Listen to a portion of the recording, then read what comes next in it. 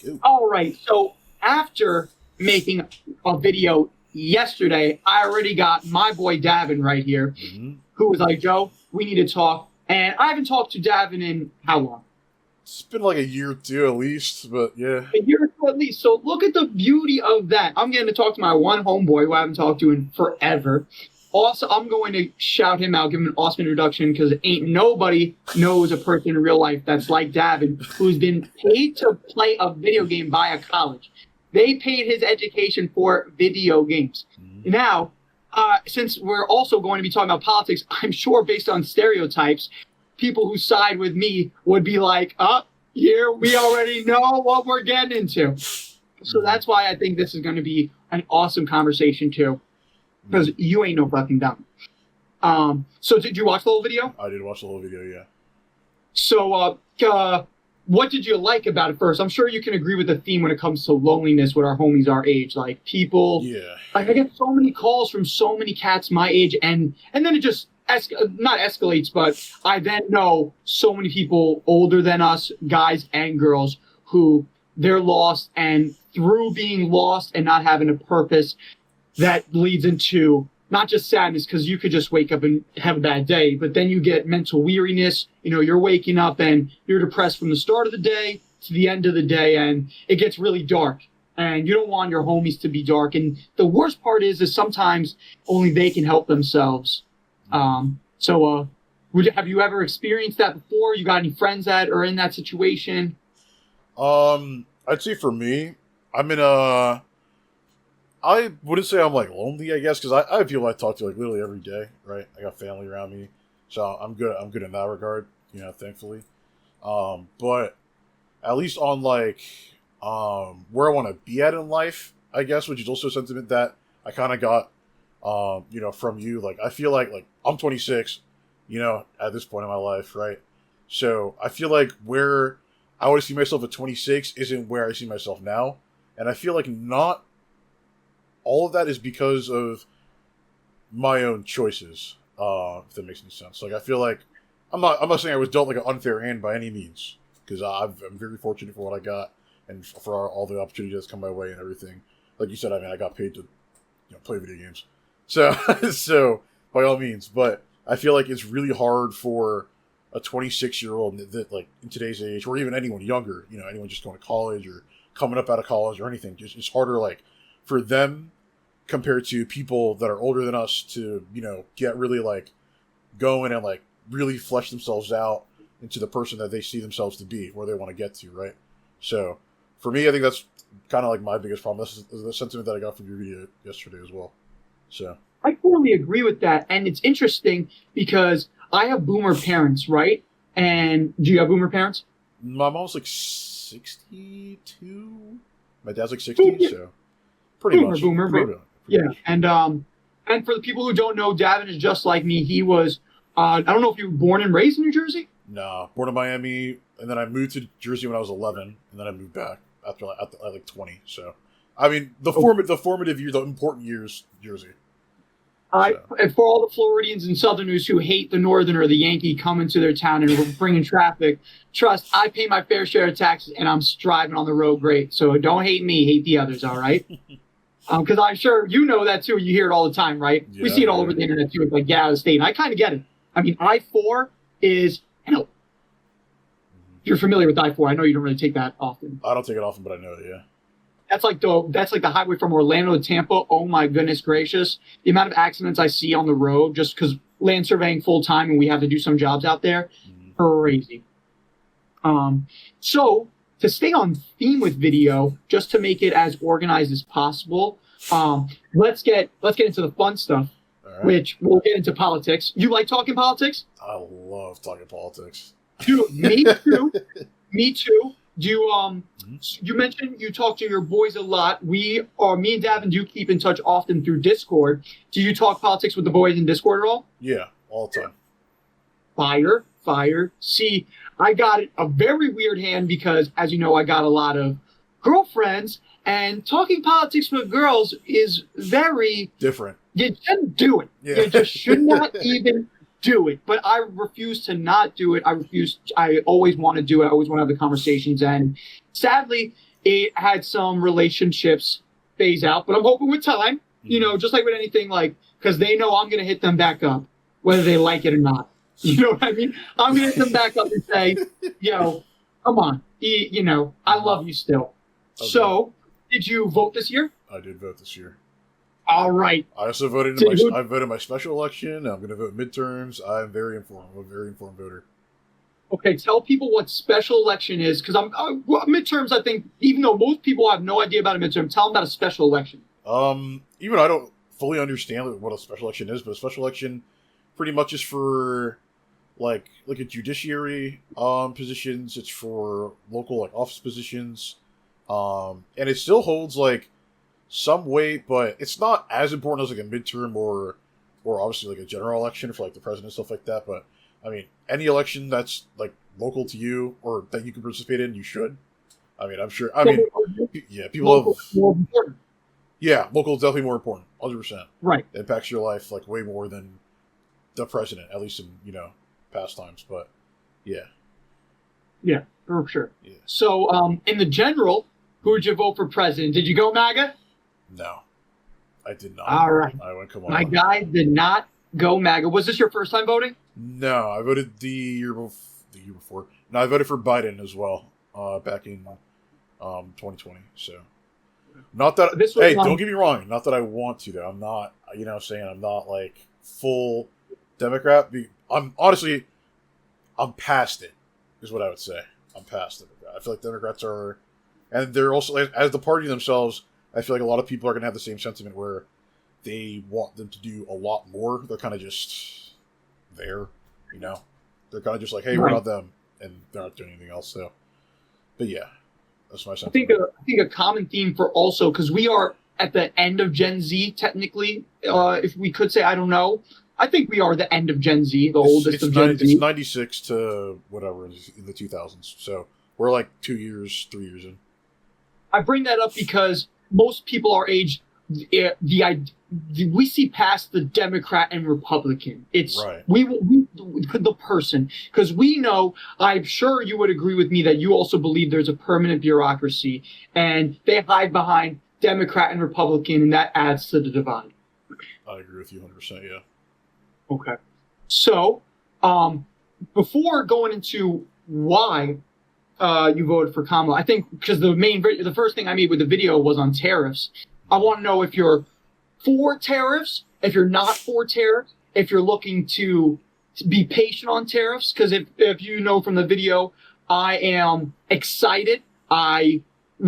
Personally, I believe it is the right thing to do now. We're going to see if it works. I'm hoping it works. I know you're probably hoping it works too, because we want what's best. Yeah, I do hope it works. We want what's best. I mean, we're living somewhere. We want what's best. That's the cool thing about being an American, and I know me and you both can agree. We want more civil liberties. We want freedom. We want our constitutional rights that make America so great. And, even if, for me, if Kamala won and the world was going in the right direction, you can't complain, because at the end of the day, results matter. Right. So as you can tell, I'm for the tariffs. I do believe that it will, because I do understand both the negatives and the positives to it. And I just think that the positives will end up succeeding, because I think that bringing the manufacturing back, I understand the consumer goods that will get higher. Simple math. There's no argument against that. I just think in the long run, it will be the best play. What do you think? So my thing with tariffs is I got a couple thoughts on it. First is that obviously I would have preferred him not to do the tariffs. I think that's obvious. I think the tariffs are not a good idea simply because I don't think they'll work. The reason for why I don't think they'll work is because numerous economists, even economists on the right, economists on the left, economists in the middle, wherever, any side of the spectrum, they all agree that they don't think that it's going to work. And so, to me, that signifies, if these guys who study, literally the market, like themselves, are calling and saying, like, hey, we don't think this is going to work, we don't even know what will happen, because there's been no one in history that has done something like this and restricted free trade among, the modern world. It's it's not looking good. So they're saying that a recession is almost imminent, if not, imminent. And because he's also talking about retaliating with, more tariffs, if countries, combat them, which they are, that's going to get even worse. So that's my first thought. My second thought. Go for it. No, you're good. Okay. So that's where I just have a little bit of pushback on. I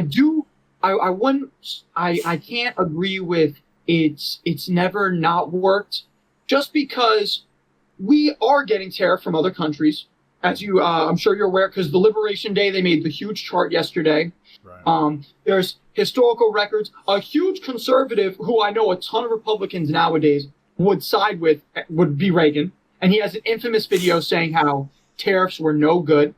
And I just think because that was 4 decades ago, I think he was 1981 to 1989.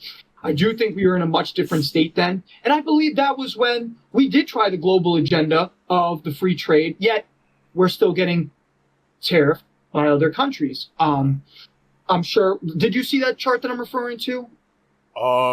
With the one with Reagan showed, or talking about a different time? No. The one that he held up. Yes, and it was Vietnam has 90% tariffs on us. Canada has tariffs on us. China has tariffs on us.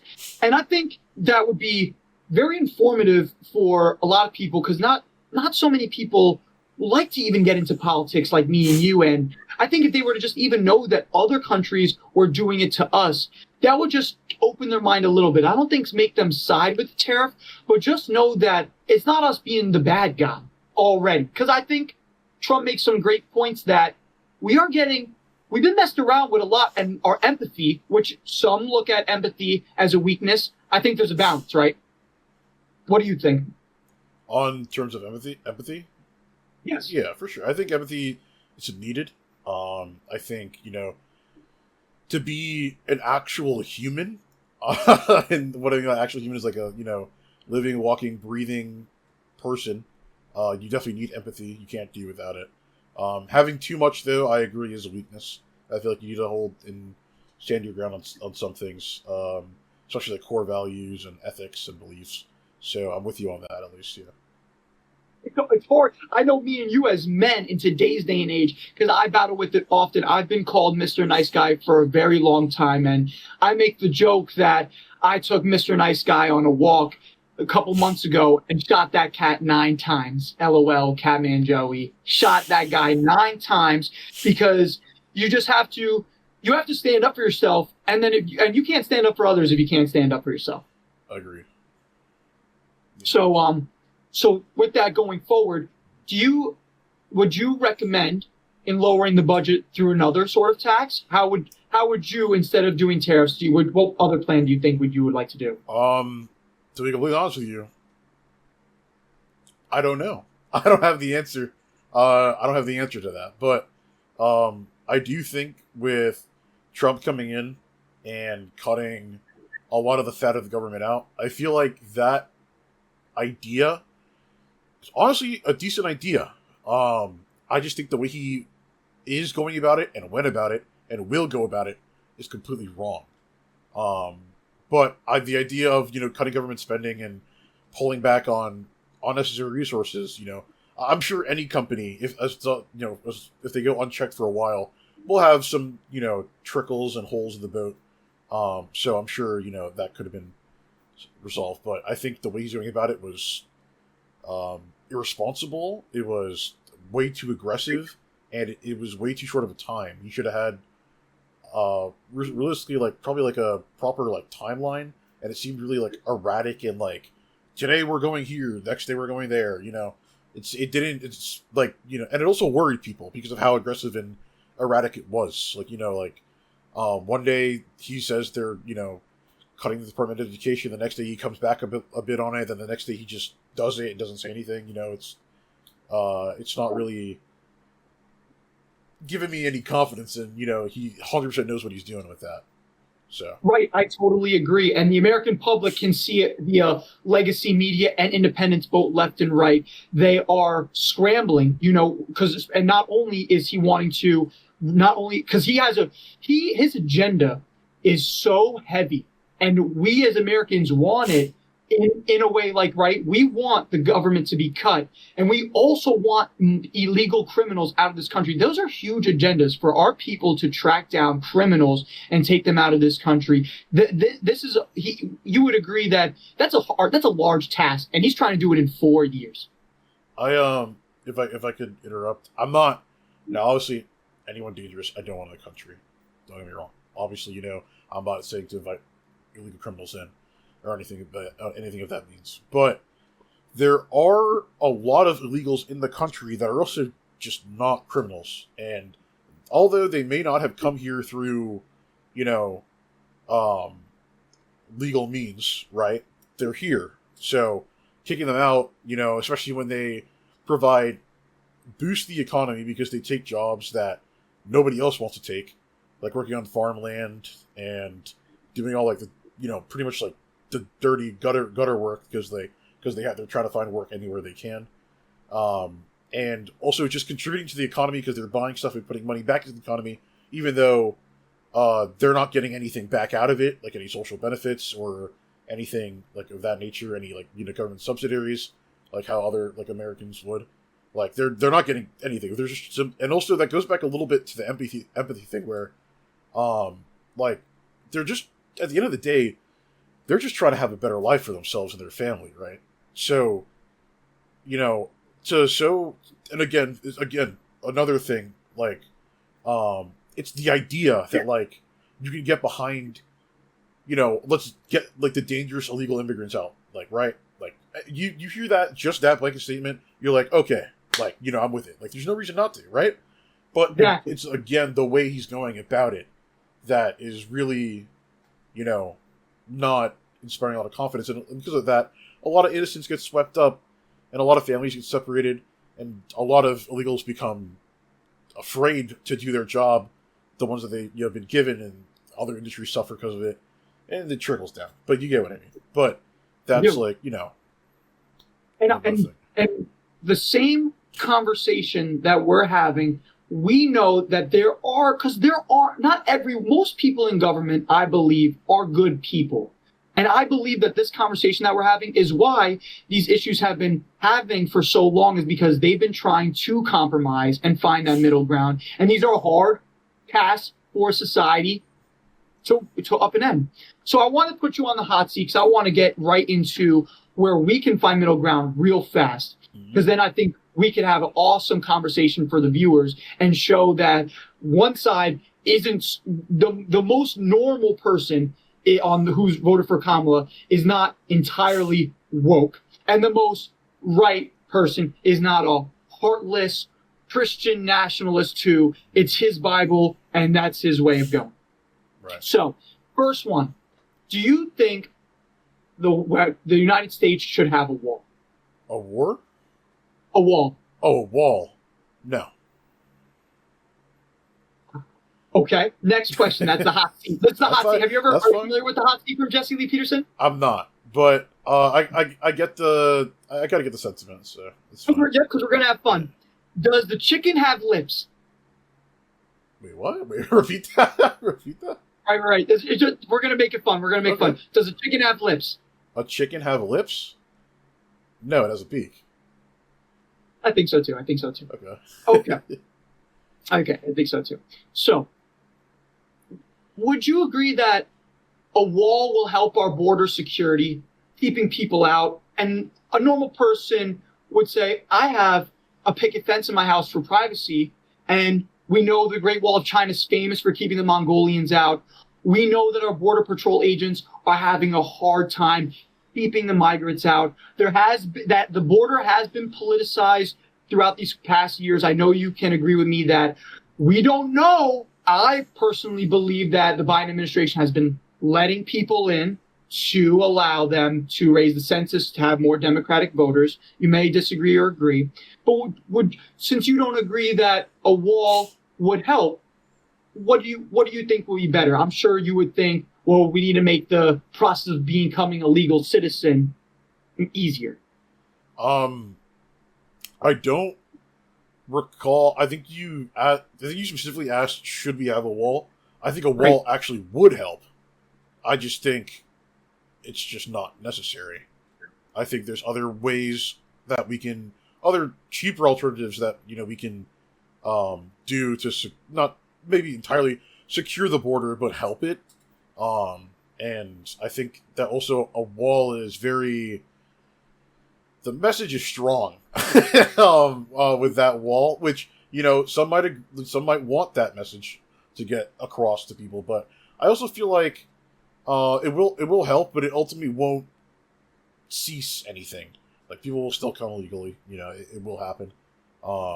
So that's my opinion on it. I just don't think it's worth it, especially because the amount of money that it would have to be raised for and everything, and all the time it would take to upkeep the wall, maintain it, all the people you have to hire to be on the wall, like look at the wall and everything. Yeah, it's just I don't think it's worth it. Right. Because you can go two different routes. You could say, well, the wall will be great. It will add more jobs, and then those more jobs will have we'll employ American citizens. But then you could also say, well, the cost of building it will be exceedingly increased. We'll also have the cost of building it will be just. We're already at $36 trillion in debt, I think is on the national clock, right? Mm-hmm. So totally agree. And you're right. The message is strong. Culturally, I think that to have fun with this, I want to now go into culture. I think we were at a turning point culture-wise, especially when it came to race. Me and you grew up and went to school in New Jersey, and it was predominantly white where we were in a suburb. Yet, me and you both can agree race is different up north than it is down south. I feel like the fact that people down here are more upfront about it is actually better than the fakeness of up north. What do you think? I think it's different culturally because up north, race is very I guess like non-segregated, like almost like homogenized in terms of like we're very integrated up north. Like there's obviously, don't get me wrong, you'll have certain parts of the city that are black, certain parts of the city that are white, etc. But for the most part, I think going about your day to day, you'll obviously see very many different races. Like going about up north. Obviously, there's nuance, so I'm not saying like you're entirely going to see. Like you're gonna walk New York and you're gonna see like a whole bunch of mix of different races and everything in certain parts. But I think down south it's very the communities themselves are very segregated. Not saying that they're like old segregation, like just culturally. And because of that, when you do get that rubbing up against each other in whatever different areas, it becomes very apparent. And so because of that, you might see more, and also because of the deep roots of the South, leading back all the way to Civil War, how people grew up, etc. You get more not so nice acts of racism, Right. Down to the South. So, as for if I prefer the fakeness or not, honestly, as a black man, I do prefer the racism to be hidden behind a veil. Simply because if it's hidden behind a veil, I'm less likely to think about it. And if, like, let's just say, right, like, I get hired for a job and the boss is racist, right? And the whole time I work in there, like 5 years, say I work there, he hasn't said one thing to my face, about whatever, my skin color, whatever, right?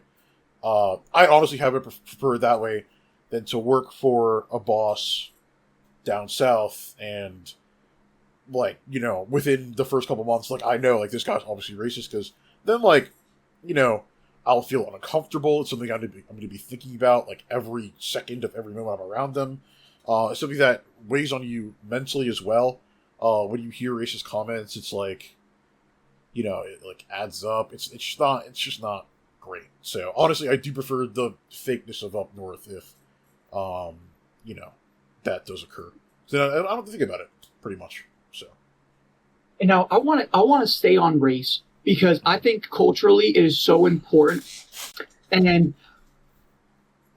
culturally now a huge topic and a huge thing that's been spreading like wildfire on the internet and causing conversation between people are the campus tours from Republican advocates. Are you aware of Charlie Kirk by any chance? Yeah. Okay. Yeah, I'm aware of Charlie Kirk. Yeah. Now, this is where I think a lot of people not only want me to say, need me to say, and not only need me to say, I truthfully think this is a northern trait, and I think you most definitely can agree. Being taught in the public school system, we're told to not see color, yet we live a colorful life. Wouldn't you say that that is confusing to a young mind like us? Like I believe that it is confusing for us because we grow up and we don't want to. No one, it's not right to judge someone based on the color of their skin. Yet we see these movements that I'm black and I'm proud. I'm a minority, I'm proud. We know we have all these months dedicated. We even have people making now White History Months. It's almost bringing back, some would say on the left, this white supremacist movement, which I would absolutely disagree with and say, listen, we don't have KKK members coming along. And the majority of Americans, if they see someone being discriminated from the color of their skin, I believe and have faith that a good-hearted, normal person would stand up and say something. Would you say it is confusing when it comes to that? Don't see us as color, yet we're proud of our color? I think that messaging has definitely been like mixed in terms of generation to generation. I feel like instead the messaging should be, and I think what it is trending to be, especially with the different months and everything. I think the message should be, we are different, and that's okay.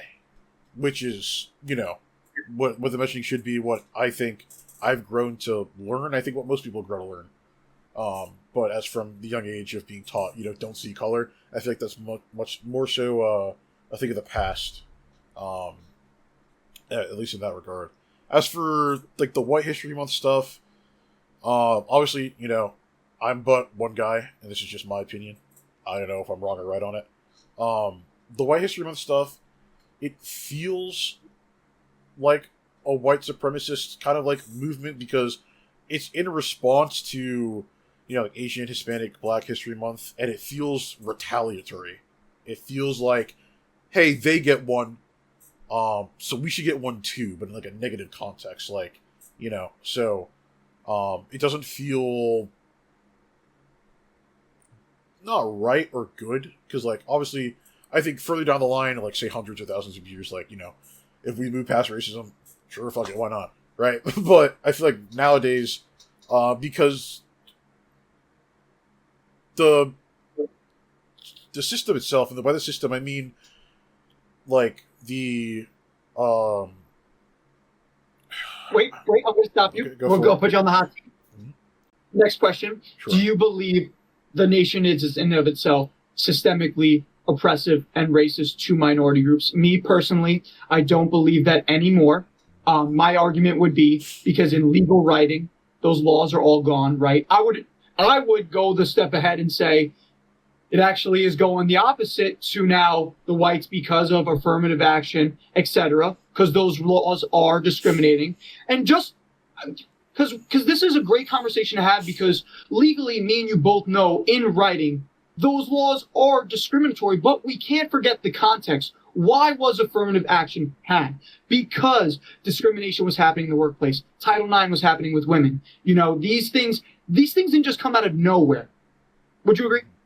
And do you also believe that the system is systemically oppressive? Yeah, I think the system is systemically oppressive, and I think those things weren't written into law because of what you said. Like there was discrimination happening in the workplace, and amongst like college applicants and such. But the reason for those things happening, they're not over with by any means. And the reason for that is because obviously white people going all the way back from this country, what is built upon slaves and everything, right? White people always had the upper hand systemically. They were always more favored to be looked at for more opportunities, and that led to them having more generational wealth and everything. And this also doesn't what I'm about to say also doesn't necessarily has affected me, mostly because both my parents are immigrants and came from Jamaica. So I'm like a second generation, or Well, like that my a first brother-in-law, generation rather. But my yeah, brother-in-law, parents are Jamaican. They came from Jamaica. My generation, not my parents, but my parents after them were the Southern Italians. Southern Italians, if you know anything about Italian history, those are the poor Italians. They came over here for a better life, to colonize up north, just like all the stereotypical Italian and Irish. And so, sorry, as you were saying. yeah, you're good. So it doesn't necessarily affect me as like much. At least right now, I'm sure it'll affect me later and my kids and everything, etc. But for the black people that have been here, the African Americans that have been here since their families have been here since the 1700s, of when the colonizers came over, and or not colonizers, but Britain, what I mean, the colonizers came over. They, and yes, in writing, we've abolished slavery and we've taken out a bunch of like segregation laws and everything, but like culturally and systemically, things still aren't equal. And by that, like, there are still banks that won't look to give certain areas of cities, especially in the South, loans because those people are predominantly black. In predominantly black neighborhoods, things aren't fixed. They're underfunded. They're not, they're not given as much or fair of as a chance as, predominantly white areas. And that is everywhere. It's in the North, it's in the South. It's very apparent. It's like everywhere. It's systemic, right? So, I say interesting because I agree with what you're saying, yet my personal belief, it's a half truth. Are you a religious man by any chance? Not so much these days. So I'm Catholic, but truthfully, I just believe in. I would describe myself more as, I do go to a Catholic church and I do believe in Catholicism, but I'm more a Messianic Christian. I believe in the Torah, which is the Old Testament and the New Testament. Like I align with a Jewish person who has then seen Christ as the Messiah. And why I say that and bring up religion is because when we bring up banking, I believe that back then it was so much discriminatory as that bank, and I say religion because I believe banking is an evil principality. Just like I think of racism. Like, I truthfully believe racism will never go away because it's evil. I think evil is here to stay, just like evil is always. And I believe that the fight is a good versus evil. We're struggling as people on a daily, individually, me and you as men and as women. We are fighting good against evil every single day, pleasuring our own flesh, dealing with these evil entities. And I bring that up because back then I do believe that those banks were discriminating and saying, just because they are black people, we're not going to fund it. But now that's why I see what you're saying, 50%, but now why I've changed my view, and I say change my view because I probably would have identified as a Democrat growing up, just without knowing it. I feel like that is a Democratic value. Being not involved in politics is kind of just a Democratic liberal. Would you agree with that? Like, a liberal person wouldn't want to mess with other person's liberties, so I'm not going to mess with politics at all. I'm just individual. Yeah, I'd say so. I'd say people who don't mess with politics at all tend to lean liberal. So I bring that because I totally see that as a 50%. Yet now I've changed my view because, truthfully, the black communities now, I see why a bank wouldn't want to invest, because they are destroying their own neighborhoods. And it's a very conservative talking point. The fathers are no longer in the home anymore. That should ring not just with the black community, it should ring with all communities. I think an individual who does not grow up with the father in the home and their mother, they're already at a disadvantage. This life is so hard enough that if you don't have your mother and father helping you out, it's so hard. It's so hard. And I believe that it's now gone that extra reach, and now these banks, they don't even want to mess with those communities. When you brought up with systemic oppression and the White History Month, I think something that a lot of people can argue with, and they've been doing that on Fox News and CNN, is we had Black Lives Matter, and that automatically made the response of Blue Lives Matter. What do you think of it? What do you think? Like, I think that's right in the mix of what we're talking about. Definitely related because it's just it's race and systematic oppression and everything. But I do want to like say at least something regarding the what you said. Like it's clear to see why like banks are investing in like like certain black and neighborhoods and areas. But it's the problem with that is that those black areas, it's hard for people to climb out of them, right? Because of the hand that they were dealt, right? They had no generational wealth. That's the argument. It's a great and it's a good Exactly. argument. It's a great argument, and it gets even dicier because you could say that most of the taxes that are being taken out of these blue states are being handed these welfare programs to these red southern states who are saying they're actually against it, but you could argue they're getting more of the government benefits socially. Yeah, they definitely are. They're the biggest users of government subsidiaries, and I the reason I brought it back up as well is because they aren't like getting these black people in these communities. They also like another systematic thing, or this is like more culturally, but like my name, right, Davin. It's Davan, right? You look on a job application, you see that name, and you're automatically like, yeah. Yeah. And how many people do me and you know that purposely change their names to a white name? I know many. I know people that go by nicknames for that reason, and actually, those close to me now, I've talked about it. Like when I have my first child, I actually specifically in mind. It's crazy I have to actually think this way, to be honest with you.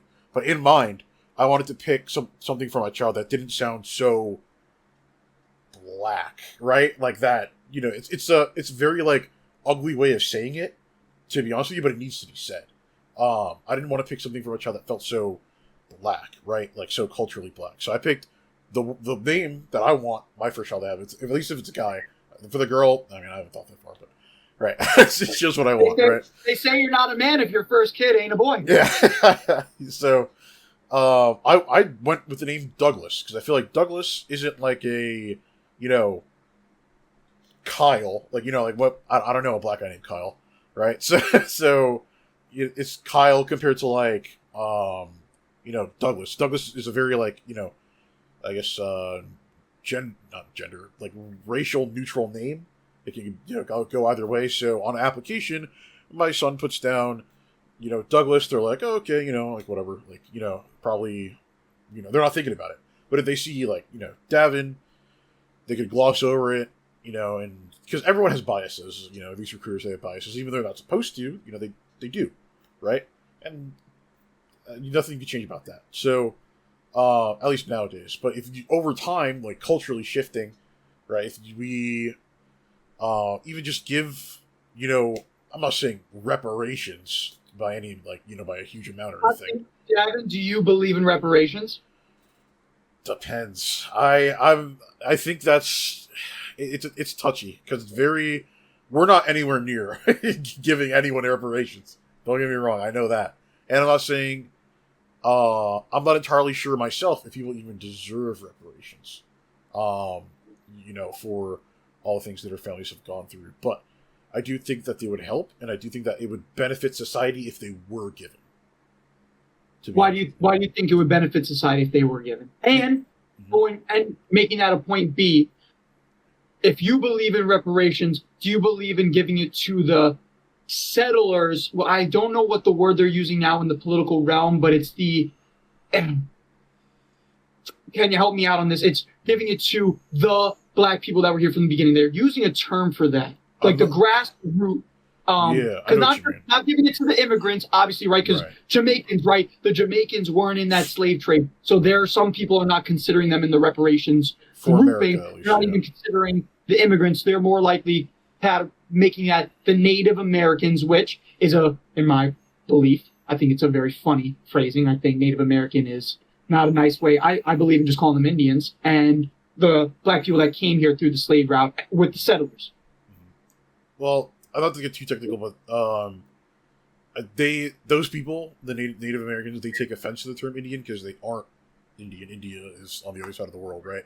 And they were here first, so therefore, called Native Americans because they were the ones who were here first. Goes back way farther than we could ever imagine, right? Like they came up from Africa, traveled across the ice bridge, and landed right here in America, and that's where they were until, the colonial white settlers from Europe came over. That's where I have my pushback with that is, are they really native? Because I believe there are immigrants, just like everyone. There's refuge, asylum seekers, and immigrants. Since I am a religious man, I believe in the start of life coming from Egypt. We had the Egyptians, we had the Jews, and I believe that the world then shaped from there.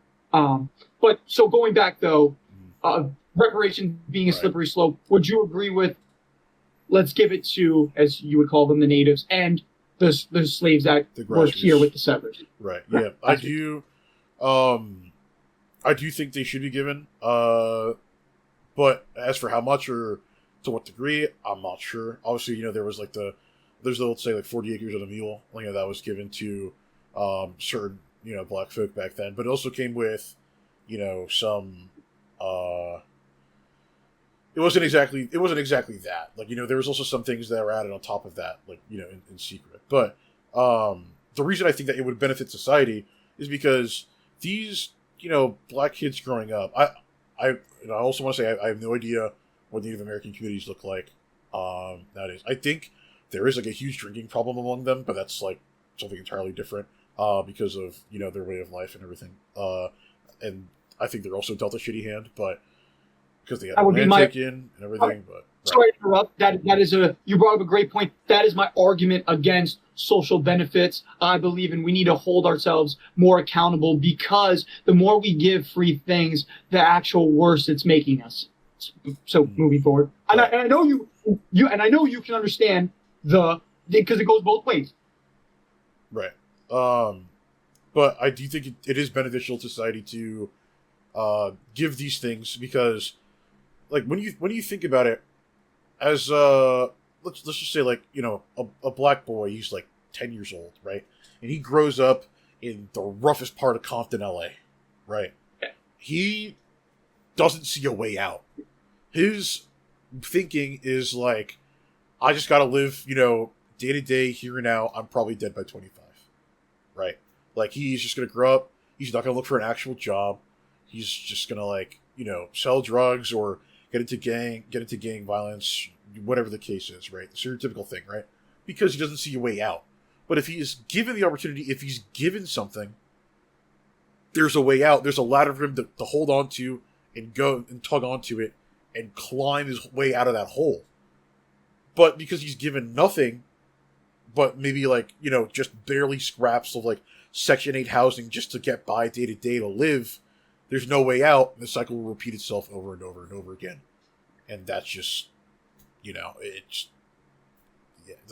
vicious cycle just continues. The snake eats its tail, yada, yada, You know what I'm saying? So that is where I think me and you could agree, because I know you know where I'm coming from. I believe that the problem solving there starts in the home, because I do think they're given the Section 8 housing, they're given the food stamps. If that child did have a father and mother in the home, he has the free public education, and then they would argue on my side, and I believe it to be true, he would have an easier time than going to school because of affirmative action, and now not anymore, because the government is getting rid of the Department of Education, which now we're seeing as more of a financial institution, not we're writing educational laws that will be given to the states and we want you to teach this, this, and this. Because they believe, most people, because it is now coming in, these colleges, a lot of people are arguing they're having a liberal agenda. I would argue it. In my school, I was taught at my private school,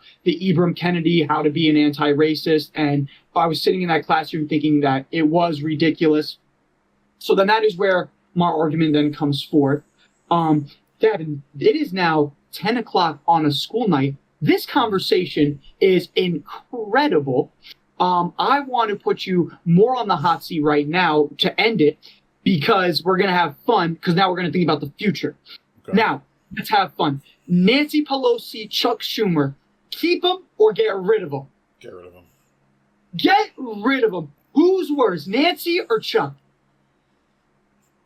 Nancy, I'd say. Nancy's bad. Chuck is bad too, right?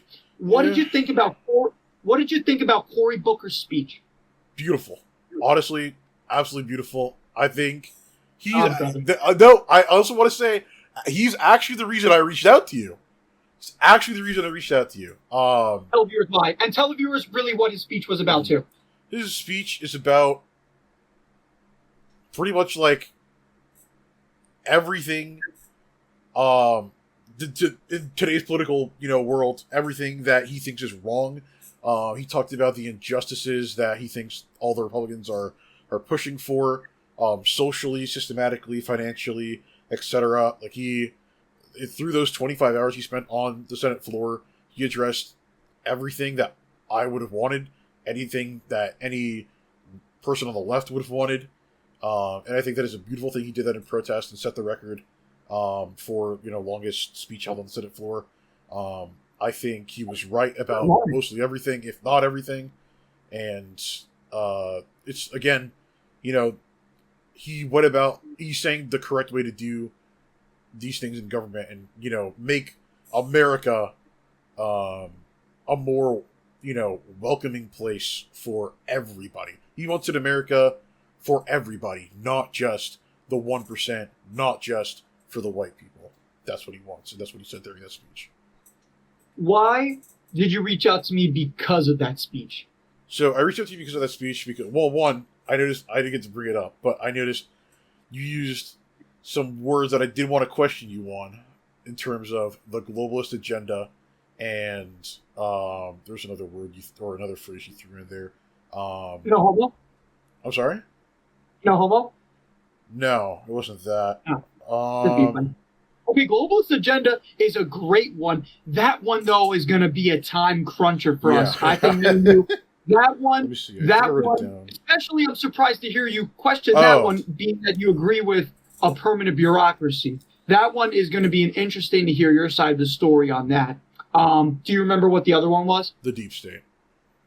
The deep state. So you believe in a permanent bureaucracy, but you do not believe that there is a deep state. No.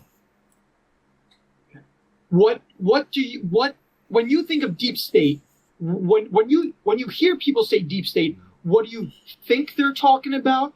And if that is what you think they're talking about, why is it wrong? When I hear deep state, I think immediately the person is thinking about, and this is just what I obviously what I think they're thinking about, not what I'm thinking about when I hear the word deep state.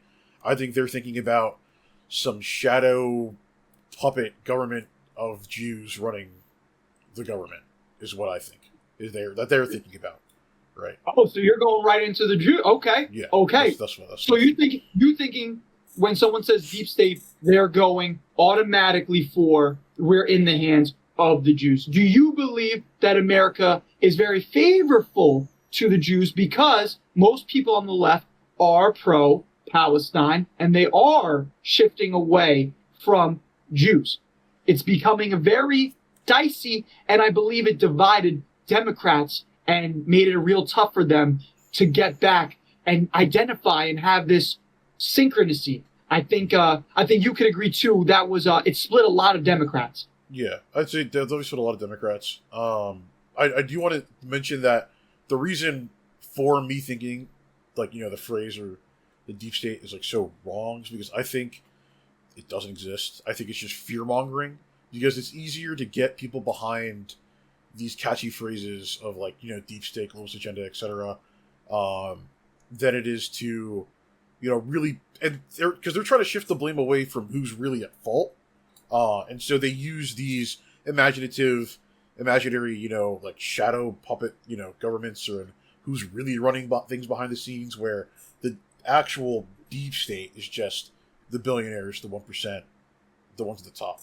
Honestly, they're trying to keep the people divided so that we don't realize who really is the problem, because if we realize who the problem really is, they're out of here.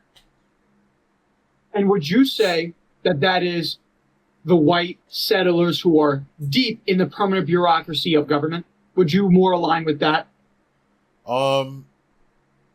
Like the Mitch McConnells and the Nancy Pelosi's that are hiding behind Republican and Democrat?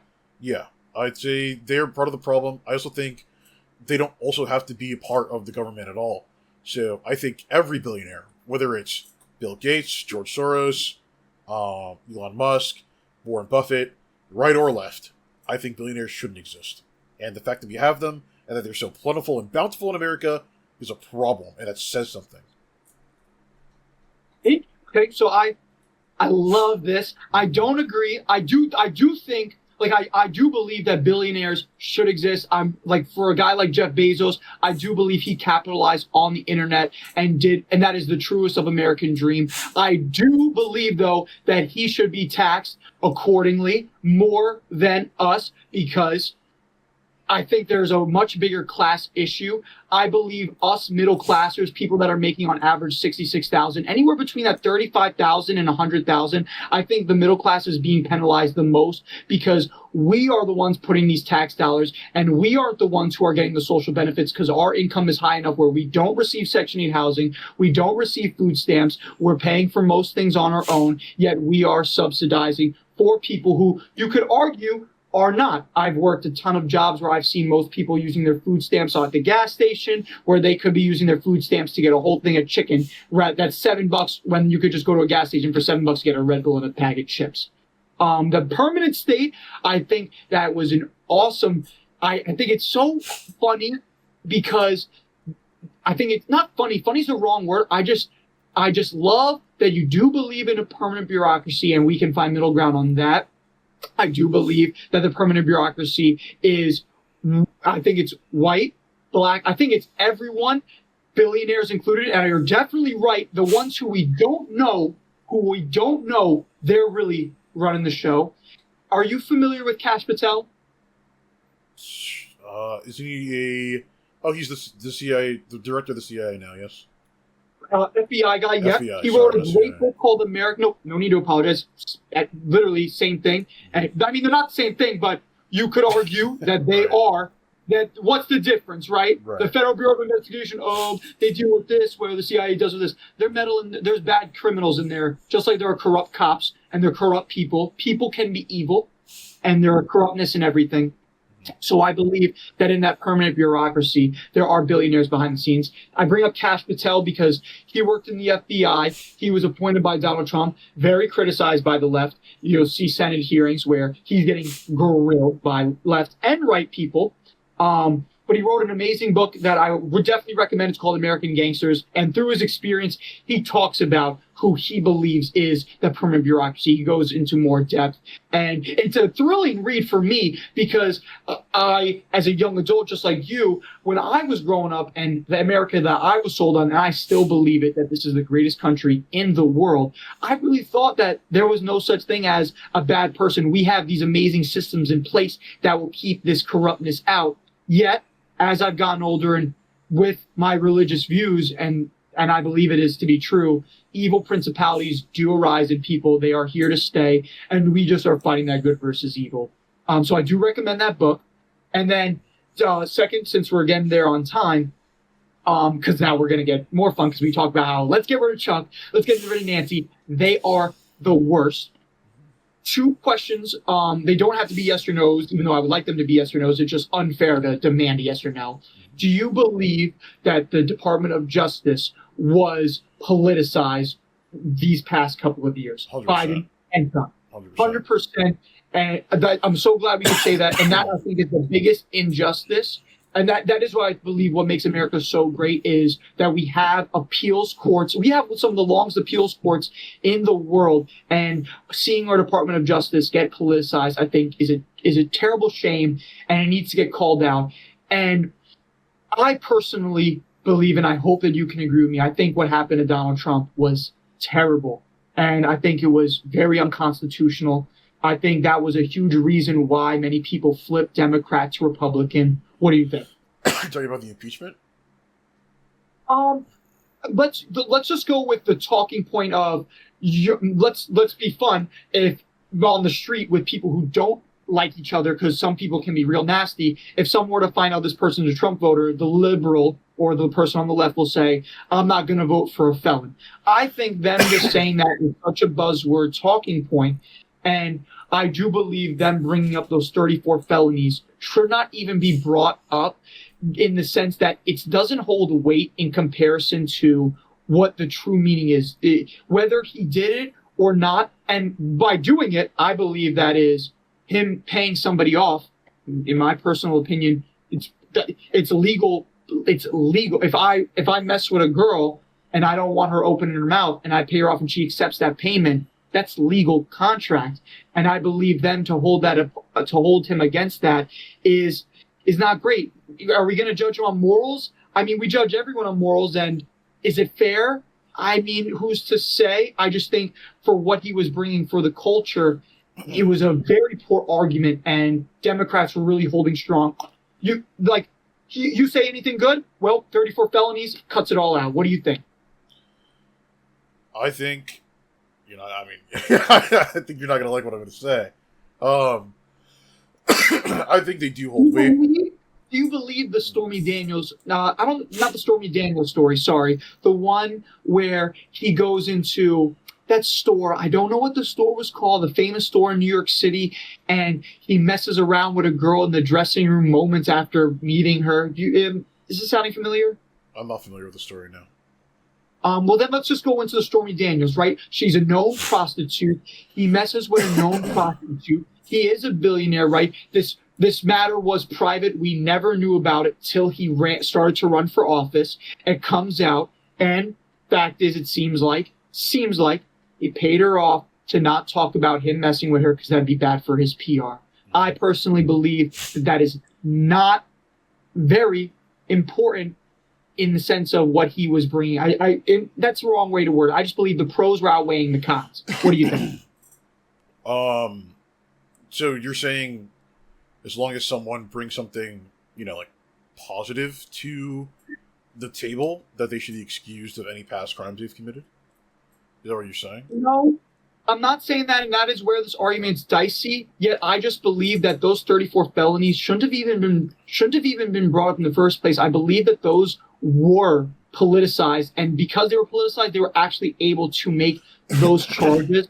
And as we've seen, so many of them have been dropped. The Letitia James, don't get me started on Letitia James. I think what's been going on with the Attorney General's office in New York City is very corrupt, and they don't have anyone to answer to. They are their own boss, which I think is a huge disservice to American citizens that they don't have someone that checks them.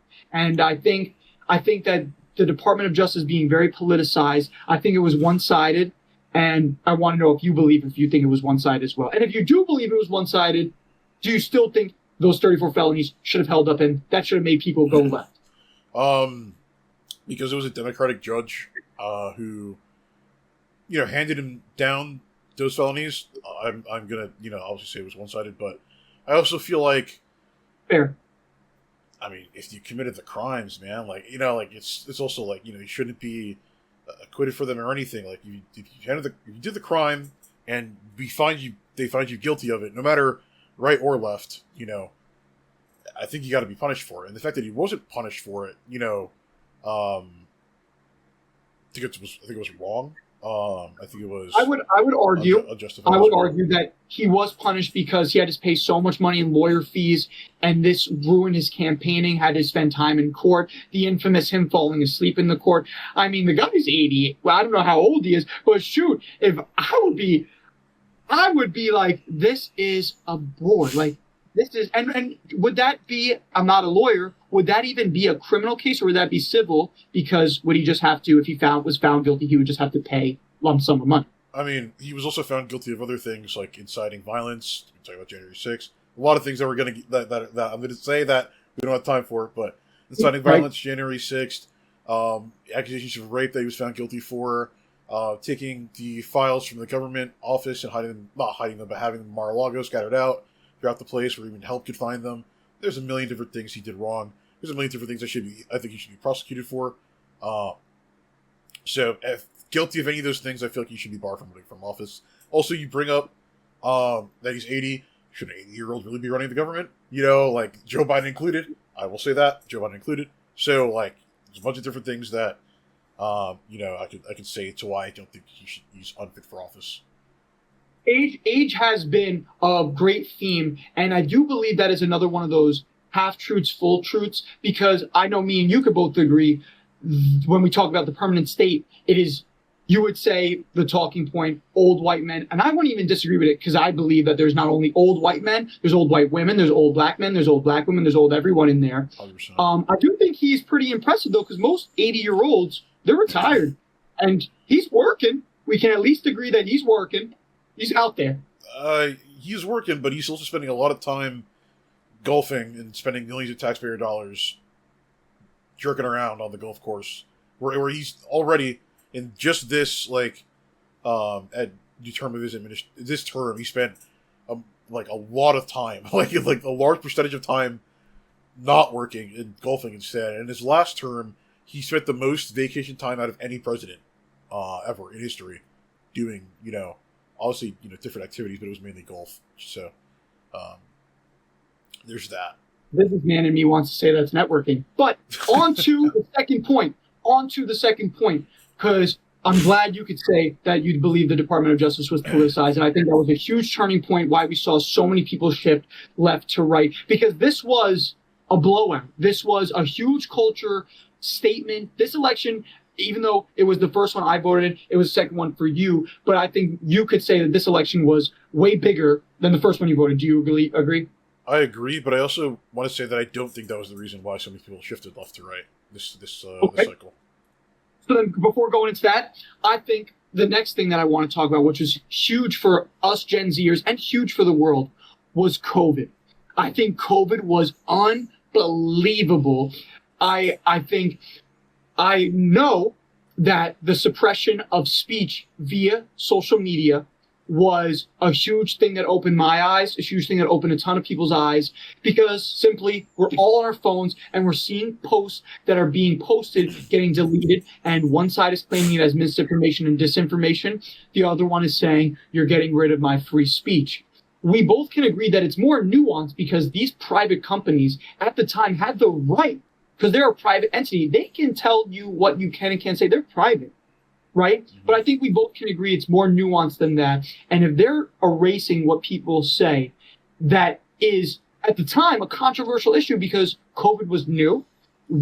Donald Trump just saying that it came from China was very controversial, when I believe that was a huge piece in the puzzle. Many people that are on the right would agree with me as well. Some people on the left would agree with that as well. And then I think what pushed it even farther was you could see that the administration that was in place, the Biden administration, was doubling down on supporting. We need to get rid of this, what they classify as disinformation, but what others would say is their free speech. What do you think about that? The whole free speech debate. Free speech is a very powerful tool. I'm sure we can both agree to that. It's a very powerful tool. It's the First Amendment. And most important. Yeah, it's a right that we all do have. However, me personally, I feel like with how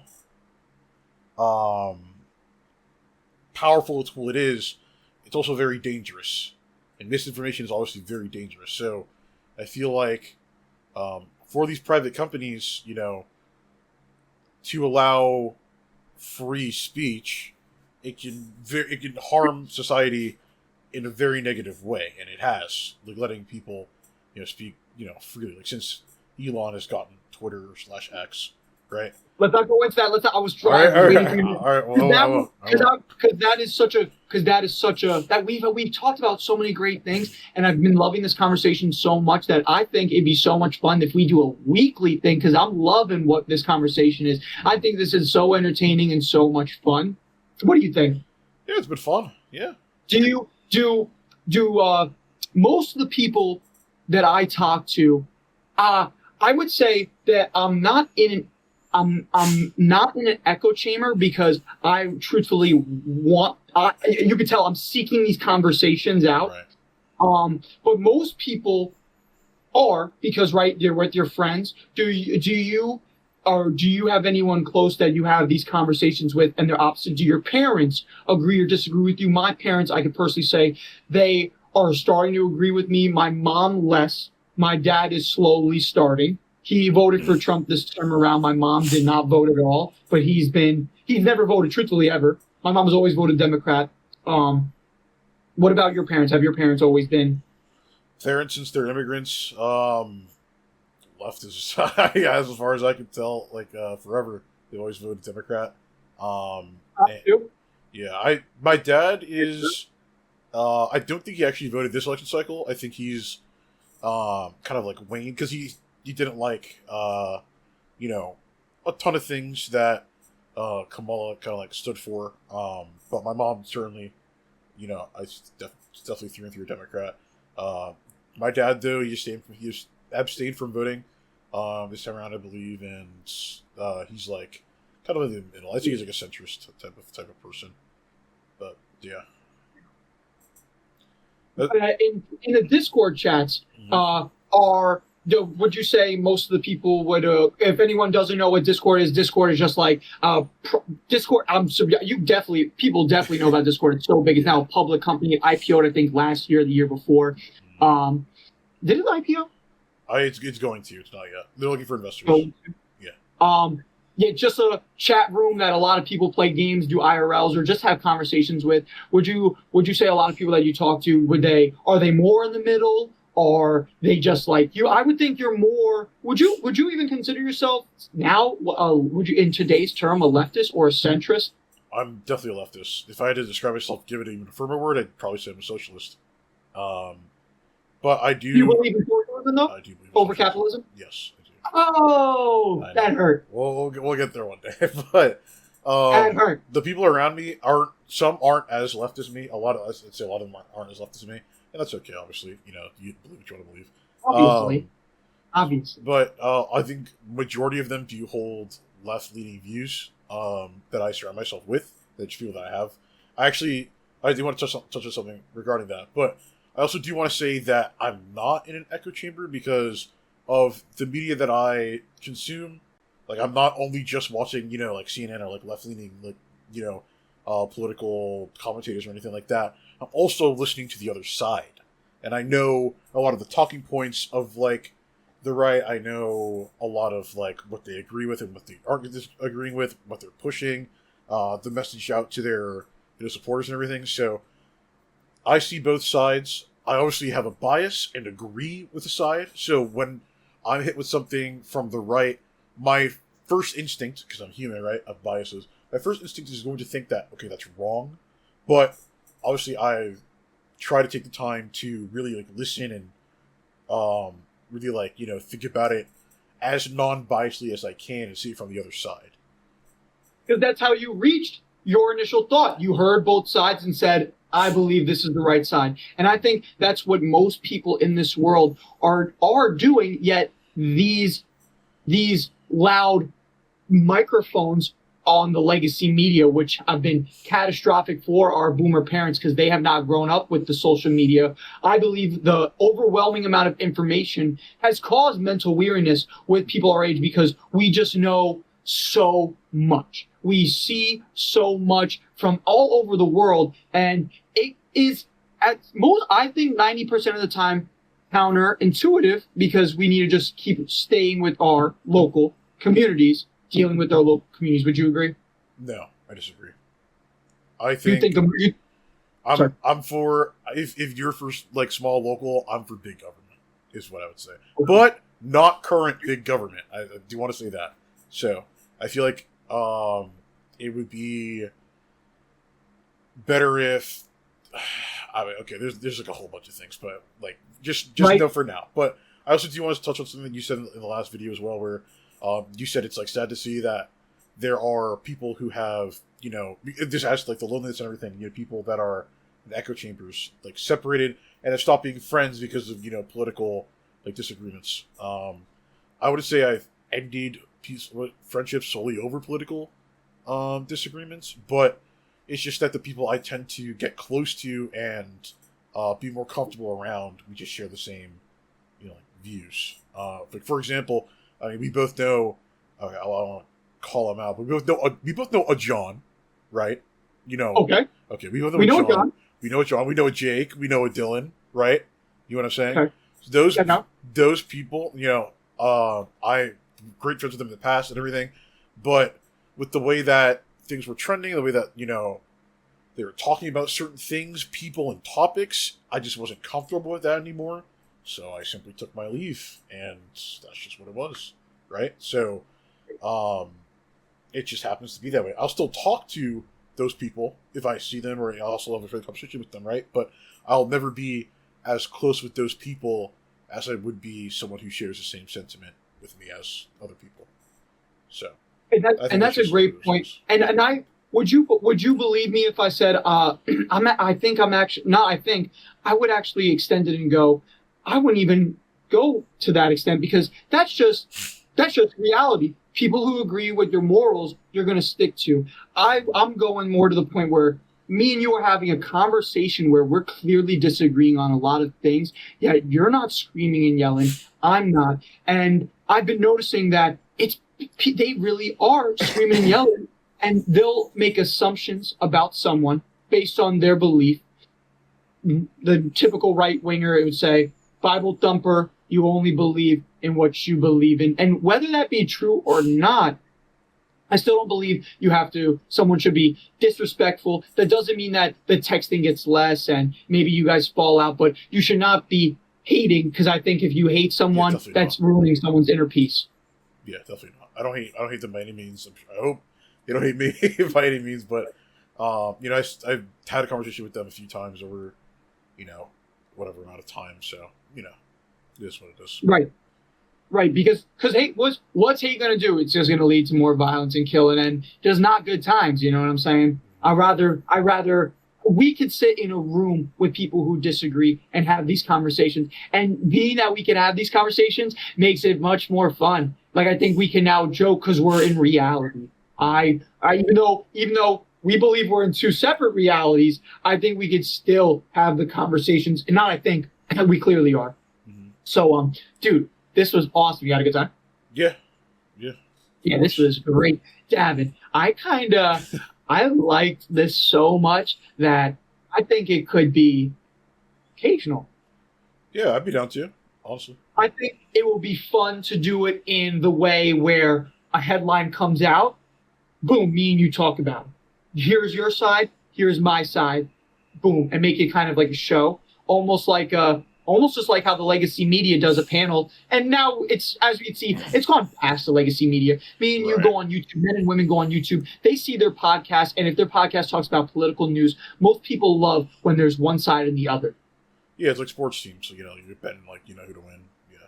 Exactly. And we've seen so many of our favorite sports commentators. I was a huge fan of ESPN, not so much when I was growing up because I believed it got very politicized. And now, believe it or not, Stephen A. Smith, who you're aware of, I know, he's now gone the podcast route and he's getting involved in politics. And I did not agree and still don't agree with so many of his takes yet. I cannot wait for a video of him to come out because I just love to hear his point of view. And I think it's so much fun. I think it's so much fun to just see a headline and talk about it. Especially at our platform size, because it's not big. It isn't going to, whether I don't believe that, even if someone me personally, I know you would disagree, even if someone says something you don't like, it shouldn't incite violence, that they need to be held accountable. I know you would think the opposite, but I think that's where our niche would be, because it is so small. I get you. And I think our boys would love to see it. Our girls would love to see it. I know that when I posted that video, I got so many people saying, why would you post it? And it's so funny because we see so many people going online talking about, when I first started, everyone said, why would you do it? Why would you do it? And now look at where they've become, right? It's like, now you're watching them and it's like, I'm not doing this for money.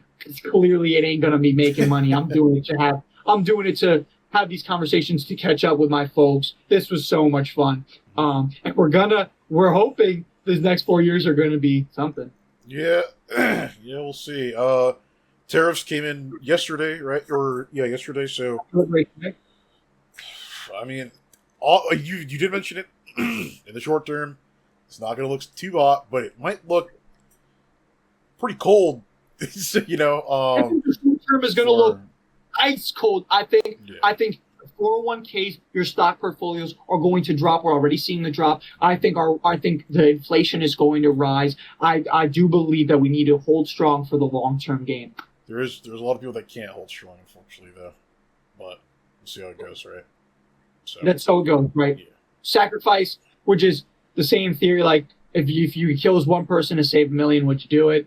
I don't know. If it was my mother, I don't know. Yeah. Well, so, but yeah. All right. This was great. Send me the recording. I love this. Yeah, for sure. I got you. All right. I'm gonna end it now.